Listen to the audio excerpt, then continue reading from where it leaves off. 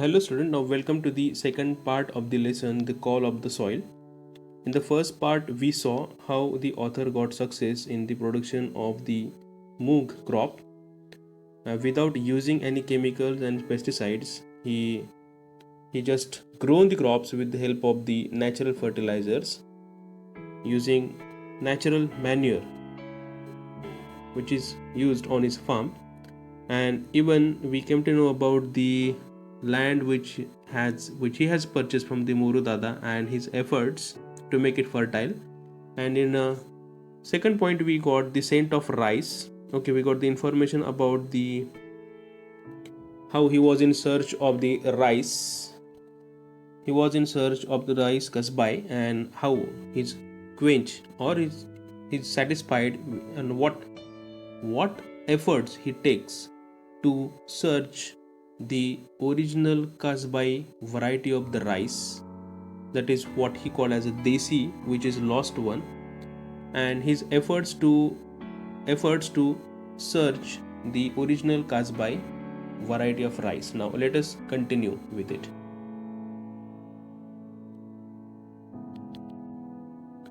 So this time it was the Adivasi Mahamandal at Kasa which buys rice from the Adivasi villagers on behalf of the government. So this time they went to the Adivasi Mahamandal at Kasa.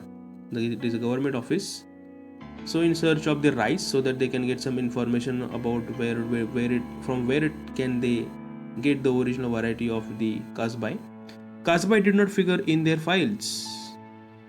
See, but the name of Kasbai it was not written. It was not in the record of their files. In their files. So good indication why people did not grow it anymore. The market itself did not recognize the rice. So if you grew it, you would not be able to sell it because there is no chances of growing, and if it is not grown, how would you sell it? How would you sell it? So that is a simple question is asked. However, the officer in charge here had more knowledge of rice and did remember kasbai being sold to him a few years ago, but they got one clue of the kasbai rice that the officer were familiar with the type of variety or the variety of this kasbai which was being sold just few years ago. So when I in Dhanivari, when I in Dhanivari, Bhaban, and I started looking for Devu Handa and found a graying old man wearing a cap sitting outside his house on a charpoy. So they started their searching the person called Devu Handa, and they found this graying old man wearing a cap sitting outside his house on a charpoy. Charpoy, it is what, a cot, or we can say a bed.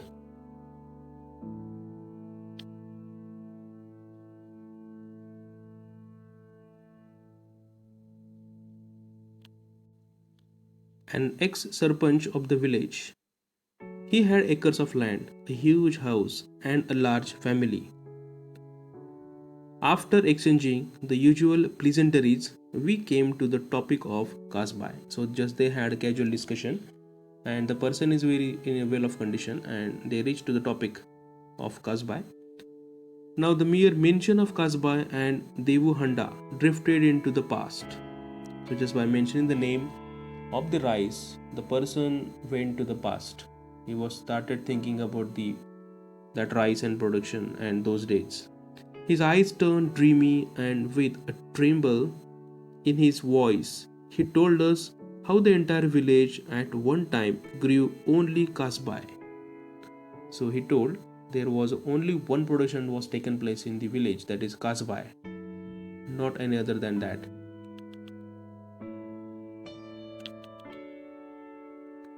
So he lost in the memories of past. He said, there was a time when people passing our village during lunchtime would be forced to stop and ask for a meal. Such was the alluring aroma of kasbai.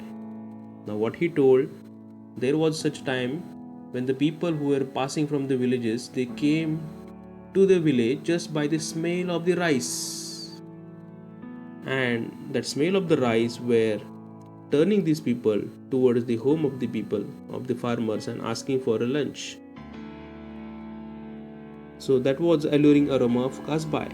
The entire area would have this heady aroma hanging in the air as all the houses cooked the same rice. Today, he said, no one grew kasbah and everyone had shifted to growing the new hybrid varieties. He claimed he had to force himself to eat this rice that was so insipid, so tasteless, and which is not that much capable as compared to the kasbah. Now he is forced to have such type of rice, but he every time he preferred the kasbah, and entire village was taking the production of kasbah only. But now, as their greed is increased, and they brought the other varieties of the rice that needed too much chemical and pesticide and which grown easily and in a short period of time, giving good amount of income, so people were attracted towards it and they decrease the production of kasbah rice. When the advent of irrigation, farmers were tempted to grow a second crop, and kasbah, being a long duration rice, was replaced by the shorter duration hybrids so that the harvest could be done earlier. This ensured that the farmers could take up a second crop. I asked why he had shifted if he was so unhappy with the hybrids. No one forced him to, did they? He smiled and replied that their fields did not have fences. That is a compound of bush or trees. That is fence. And once the harvest was over, the cattle were released into the fields. If my field alone has kasbah, it will be a treat for the cattle, he explained. Sometimes we have to fall in line with the community. That means sometimes they have to behave like a community. As the others behave, he has to behave like others if he wants to live in a society. So he lamented. Hybrid needs more water, fertilizers, and pesticides. He said that the yields were good initially, but of late had reduced a lot. So previously it was giving good production using more pesticides and fertilizer, but later on it is decreased. Besides, he said that each year they had to increase the quantity of area and pesticides they used. It was as if the newer hybrids had an insatiable appetite for the chemicals. So as the years are passes, so this hybrid crop were taking more and more fertilizers and pesticide every year that decreased the quality of the crop. It was as if the newer hybrid had an insatiable appetite that is impossible to satisfied for the chemicals. It was taking huge chemicals and pesticides. He told us that even when there were flash floods in the 60s, the kasbah had stood its ground. So this shows the power of original kasbah rice. Even though there was flood, it was standing straight. It was not moving away. As compared to this hybrid, it was moving away, but the kasbah was used to stand in such a flood. So he fondly remembered how the rice was still standing when they all returned to the village after the floods had receded. Such was the strength of rice. But look what we have done, he read. So as he went on reminiscing, that is, remembering the story about the past events, about the rice, we gently guided him back to the reason for our visit, the kasbah seeds. Now he was sure that there was not a single villager in his area who would have the seed of kasbah. Now according to him, the only people who will grew it were the Adivasis in the hamlet at the foothills of the mountains. In the next village, Asarwari. So he gave them address that now we are not We are not cultivating the crop as you are calling it kasbai, but there is one Adivasi people. They have a small villages, it is called a hamlet, at the foothills of the mountains in the next village called Asarvari. So in the Asarvari village, at the foothills of the mountains, you can get the seeds of the kasbai rice which they wanted right from the Adivasis. Now he bid farewell to Devu Handa, who lovingly blessed us and said, Mahalakshmi, the local goddesses, will give you the seeds of kasbai. So he just bid a farewell and he also blessed good for them, wished also good for them.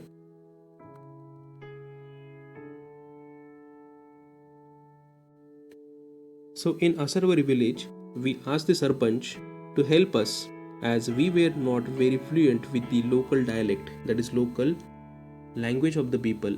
So they need help. So he sent us his assistant Jivan. The name of the assistant is Jivan. With us into the hills. Now after a half an hour walk through the thick vegetation, crossing numerous streams and ditches and scrambling over rock and gravel, we reached the sleepy hamlet of Boripada. So at last they reached to the Boripada, where they are expected to get the seeds of the kasbai. Now there were just two ramshackle houses, that is ramshackle, that are in the state of severe disrepair. So there were just two ramshackle houses. So this is the picture of ramshackle, which requires repairment. Houses in front of us, and we wondered if this was the right place. A wrinkled old woman sitting before one of the houses looked at us with curiosity. A wrinkled old woman sitting before one of the houses looked at us with curiosity. As we approached her, we signaled to Jivan to ask the crucial question. Okay, there was one woman, so they told the Jivan to ask the question which they require. So she muttered in reply, and we looked at Jivan for a quick interpretation. He broke into a smile and informed us that she did have the rice and wanted to know who we were and why we wanted it. So at last they got the answer for the question that she has the rice of kasbai, seeds of that particular rice, but she just wanted to inquire why are they there and who are they. It was a difficult task to keep a straight face, and I had to control a strong desire to hug her, just to meet her with a strong passion, in a happy state. After searching for months, we had found the elusive kasbai. So after searching for months, we had found the elusive, that is difficult to find the things, that is kasbai. We explained to her that we were from Pet nearby and we needed the seed to grow it. We asked for 10 kilograms of rice. She muttered and scowled. Jivandev interpreted that she had never heard of Pet village and also did not have a weighting scale. So she did not have a weighting scale by which they can measure it. So she was willing to give the seeds only in baskets. We asked for a single basket of rice and Jivan told us to pay her something. I handed over a 100 rupee note, and for the first time in the last 10 minutes, her face broke into a smile. That means she was too much happy for receiving the 100 rupees in return of this kasbai seeds. She nodded her head in approval. That means she accepted it.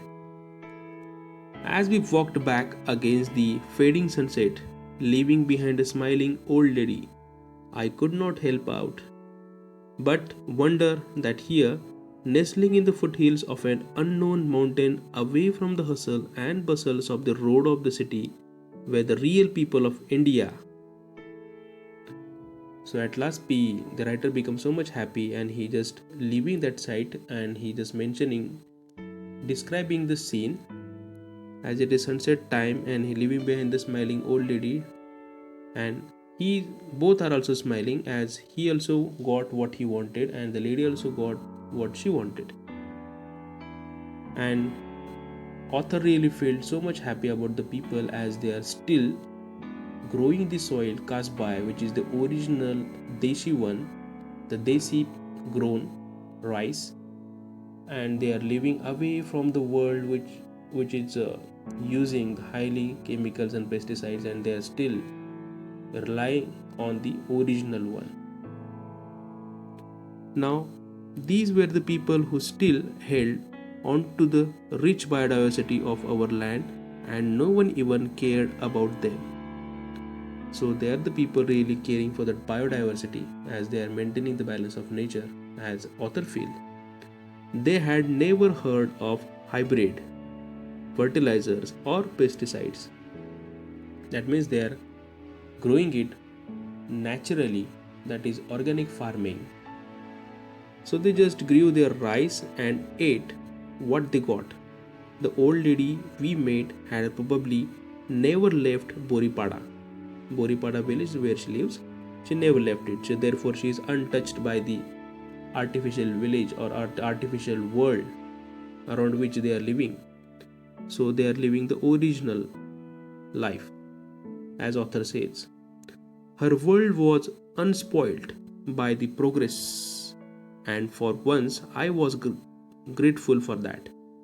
See, the last line is very much important. What he says, her world was unspoiled by the progress, as we are calling the word progress, progress, progress. But here we are, what are we doing? We are imbalancing the nature. So author feel happy for the woman that her world was unspoiled by the progress. She is living natural and healthy life, and for once I was really grateful for that. So just have a glance. So here is the short summary of the lesson. Just have a glance. April 2005 he started his search for kasbai rice. Then he reached to the agriculture officer, but he did not help to find kasbai. Then with the help of this Devu Handa, he knew about the kasbai and he lamented. Then he just gave the record of the past and kasbai, and he suggested the address. He suggested to visit the Adivasi village for the kasbai rice, and they reached to the Boripada. They bought kasbai rice from an Adivasi woman in a remote area, lives in Boripada, okay, near the foothills of the mountains in a small hamlet. And at last their journey ends here. So this is the short summary, and here our lesson ends. Thank you.